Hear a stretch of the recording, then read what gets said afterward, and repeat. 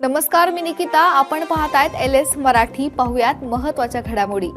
सचिन अहिर यांचा राजकीय प्रवास कलंकित. ज्यांना कोणत्या पदाचा मोह नाही त्यांना फोडून दाखवा. सर्व मिळाल्यावर माणसं सोडून जातायत. संजय राऊत यांचं वक्तव्य. देहूमध्ये आज राष्ट्रवादी काँग्रेस शरदचंद्र पवार पक्षाचे आमदार रोहित पवार सहकुटुंब दाखल. संत तुकाराम महाराजांच्या चरणी पालखी रथाच्या कळसासाठी पवार कुटुंबाकडून तब्बल 11 किलो चांदी अर्पण. लाईनमन म्हणून हिनवू नका. खासदार ओमराजे निंबाळकरांची कॉल रेकॉर्डिंग सोशल मीडियावर व्हायरल. डीपीसाठी 50-100 चक्रा माराव्या लागत असतील तर कसं होणार? रेकॉर्डिंग मध्ये ओमराजेंना सवाल.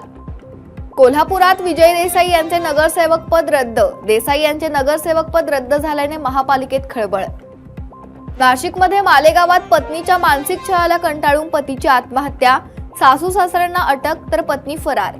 पत्नीला अटक करा अन्यथा आत्मदहन करू, मयत पतीच्या कुटुंबियांचा इशारा. परळी औष्णिक विद्युत केंद्रातील 19 अधिकारी कर्मचाऱ्यांच्या अचानक बदल्या झालेल्या अधिकाऱ्यांच्या जागेवर नवीन कर्मचाऱ्यांची नियुक्ती नाही. केंद्राच्या भवितव्यावर प्रश्नचिन्ह. पालघर जिल्ह्यात बहुतांश ठिकाणी रात्रीपासून मुसळधार पावसाची हजेरी. जिल्ह्याला आज पावसाचं येलो अलर्ट. भात पेरणीच्या कामांना वेग. बळीराजाकडून समाधान व्यक्त.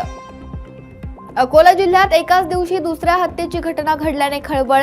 अनिकेत इंगळे या युवकाची निर्घृण हत्या.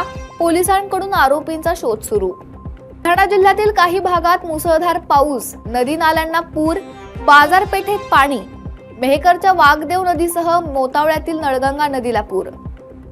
नवी मुंबई मनपा राबविणार सिटी मोबिलिटी प्लॅन. वाशी ते घणसोली दरम्यान होणार उड्डाणपूल. लाखो प्रवाशांना मिळणार मोठा दिलासा. या होत्या महत्त्वाच्या घडामोडी. पाहत रहा LS मराठी.